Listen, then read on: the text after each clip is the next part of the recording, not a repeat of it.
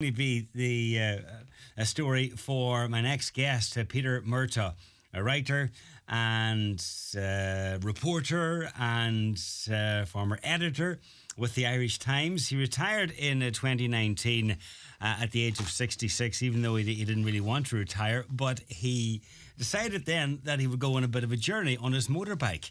And not just a bit of a journey, but one that lasted 8 months from the bottom of South America to the very top of North America.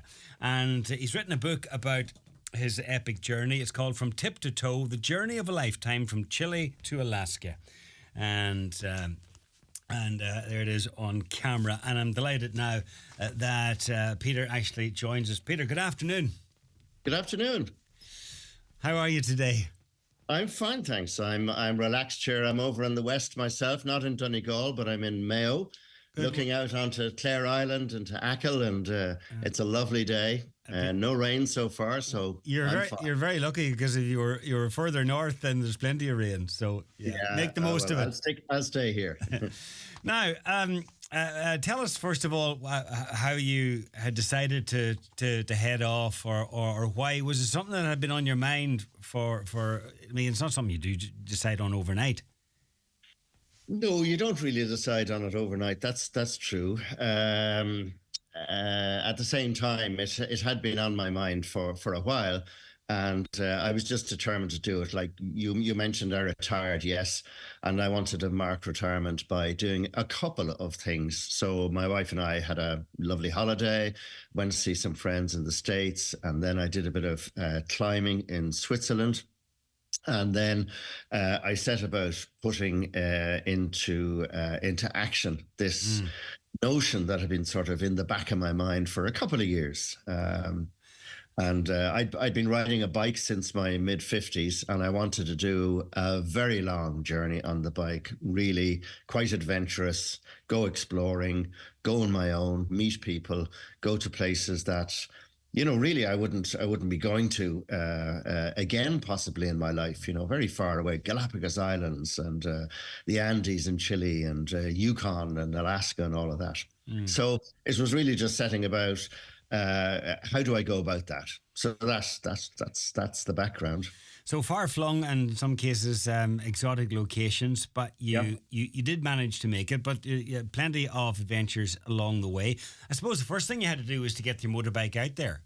Yeah, that's right. And that was the first challenge. I mean, leaving aside having the bike and being confident enough in riding it and experienced and all the rest of it. Yes, getting it out there. So Mr. Google was very helpful. And there are a couple of companies that specialize in taking vehicles to far-flung places, and particularly motorbikes. Okay. And there's one in the UK called motofreight.co.uk. So they operate from a depot very near Heathrow Airport. Got the ferry over to Holyhead, rode the bike down to London, gave it to them, and they air freighted it via Mexico City to Buenos Aires in Argentina. And that cost about €2,000, give or take. And it took them about 10 days to sort out all the paperwork and what have you. And so I followed about 10 days later and met up with the bike in Buenos Aires and headed south and rode across the Patagonia desert down to the bottom of Chile. So you rode south in order to start there and ride north. Exactly, yeah. And that's why, 45,000 kilometers, there's bits around the edges that make it that long. Had I been able to start at the start, as it were, and finish at the finish, it would be a bit less. But Buenos Aires down to Punta Arenas at the bottom of Chile is about 3,000 kilometers.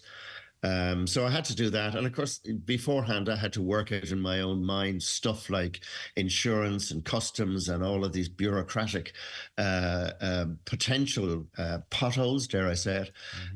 And actually, there were none. The frontiers are very used to foreign registered vehicles temporarily going into a country and then, a week or two or three or four leaving. So there were actually no problems on that score. So you had no problems along the way, right up through South America, Central America, up into the North America. No problems getting from one country into another.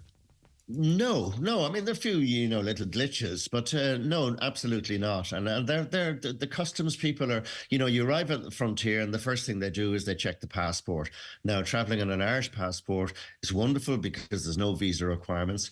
As it happens, I did get myself a visa for the United States because I was going to be writing for the Irish Times, and that's technically work, and I didn't want there to be any problems at all. But everywhere else, they just look at it. There's no visa requirement, passport's in order, and then you go to the customs man, usually at the next desk, and you produce your ownership document and insurance if they require insurance, and not all countries did. And they take down details of the bike, the chassis number, and all the rest of it, and let you in. And they inspect the papers as you're leaving, and if everything's the same engine, the same chassis, and all the rest of it, they say fine, off you go. Okay, at the borders, but you did encounter some roadblocks along the way. There were there were a few incidents, all right. The first being in literally roadblocks in Peru. When I was in La Paz in Bolivia, a couple of people who had come south through Peru and got into Bolivia said, "Look, there's political demonstrations, there's roadblocks, they won't let you through. It's a big problem. You better wait, etc., etc." And I thought, well, I won't wait, but I'll go and see what the score is. And what happened was in the autumn of, if I get my years right, 22, the president of Peru was essentially ousted by Parliament. And that president was an indigenous Peruvian, and a lot of indigenous in eastern Peru and southern Peru felt very, very hard done by. They felt their man had been basically booted out by Congress. So they were doing these demonstrations, they were blocking the roads, and they wouldn't let you through. And I adopted the strategy of just riding up to the roadblock and turning off the engine, taking off my helmet, my sunglasses, getting off the bike, and walking up to them and saying, hola amigos, ¿qué tal? What's up? And chat, rather than challenge them and saying, you're blocking me, I want to go on, blah, blah, blah. So just being friendly and chatty, and it worked every time. They were friendly back, and they were, of course, as interested in me. Who's this guy on a bike? And where's that registration from? And I'd end up drawing a little map in the dust on the road, showing where we were in Peru, and then showing where Ireland was on the far side of the world. And of course, they were fascinated. And did you find that in general that if you have a happy disposition and a smile and a greeting, that you get for the most part you get the same the other way? Yeah, absolutely. It is, since I've come back, people ask me and kind of, what did you learn? And certainly that idea, that feeling that I've always had of people was absolutely reinforced, that people everywhere are basically good, they're basically kind, they're basically decent. They're going to be as interested in you as you are in them. And if you're just friendly and you're just calm and you're chatty, they are the same back to you. And the other thing is, of course, they'll help you. You get a puncture, and I got a couple of those. People will help you. Okay. Yeah, and, when you're covering that sort of a distance, 45,000 kilometres, then you are going to need the help of one sort or another along the way. Mechanically, the motorbike held up, did it? The motorbike, listen, I have no relationship with BMW. Okay, but this was a BMW R1200 GS Adventure. It is the bike for kind of going around the world on. And I did 45,000 kilometers, and I had not one single mechanical issue in the whole time, which amazed me. It really amazed me. I did go through 3 sets of tires, and I got it serviced a couple of times along the way.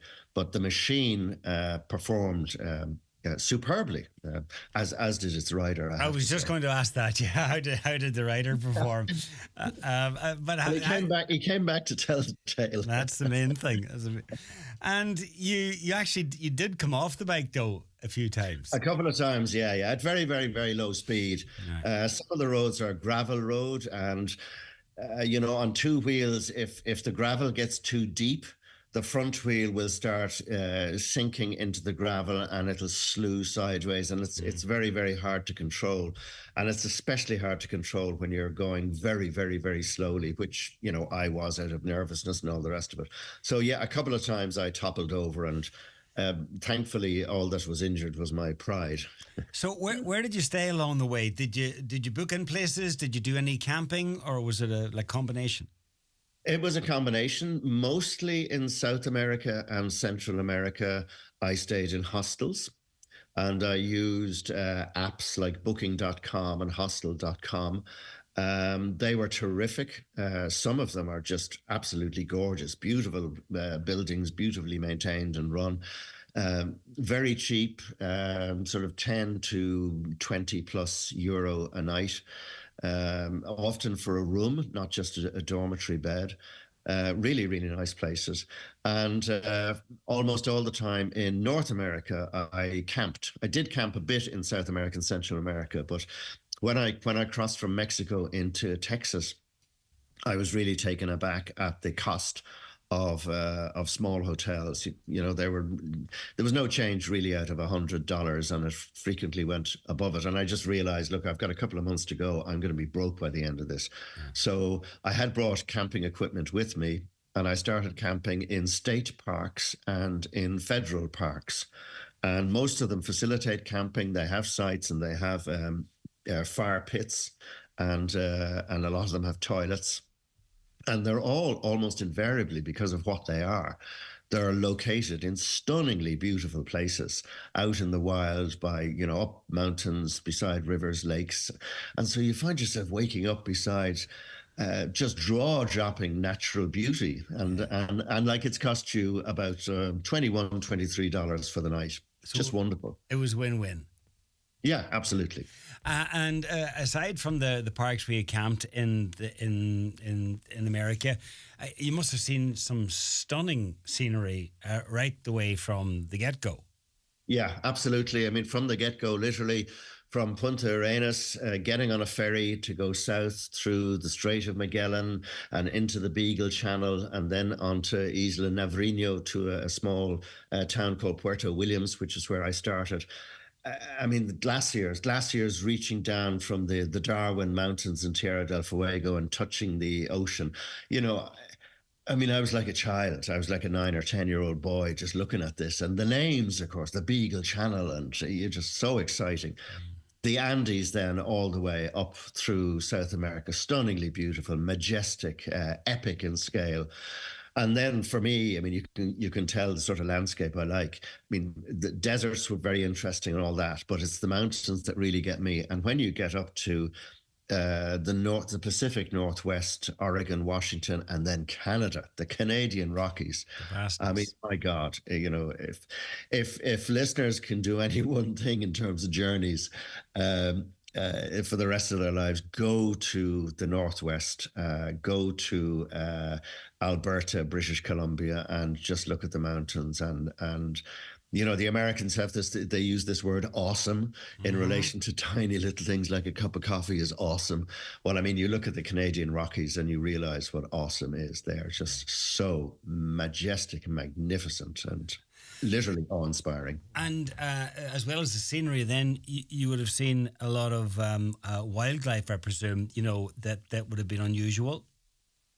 Quite a bit of wildlife, quite a bit of bird life, and I like ornithology and what have you. I'm not an expert, but yes, there were a lot of elk in Northern California and in British Columbia, and then there were bears. There were roadside bears in British Columbia and in Yukon, and you'd be tootling along on the motorbike in very remote places with no settlements, no houses, no villages.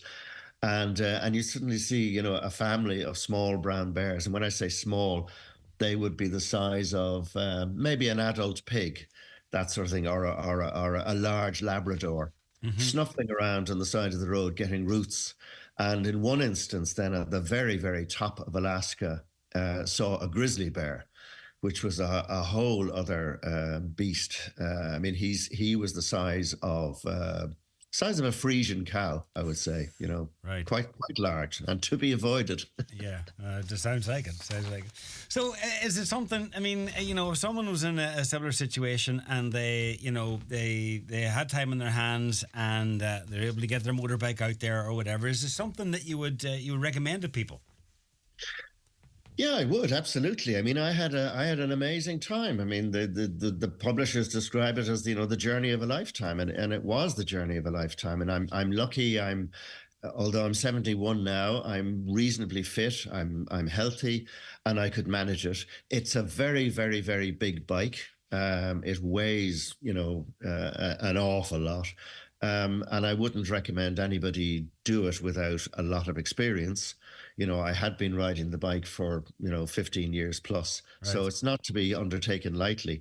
But what I would certainly say to anybody of a similar age to myself is just get out there and grab life, and it doesn't really matter what you're doing, whether it's gardening or whether it's hill walking, but be active and do the things you've always wanted to do. Like, I never thought of going to the Galapagos Islands, but when I was in Ecuador, I just thought to myself, if I go back home and people say to me, God, did you go to the Galapagos? And I say, well, no, I could have. It was only a 45-minute plane ride away, and I didn't do it. People would have said, my God, you didn't go, So, we all have one life. Get out there and do it, and grab it with both hands and have fun. So you'll have nothing behind you by the sound of things. No regrets. And it's No regrets. all detailed in the book, which is out now. It's from tip to toe, the journey of a lifetime. Yep, from Chile to Alaska. And Peter Murtagh, it's been a pleasure chatting to you. And for me too, John. Thank you very much. And we'll be back in touch after your next adventure, no doubt. Okay. Your deal. Good luck. Deal. Good luck. Cheers. Get with the best. Virgin Media, Ireland's best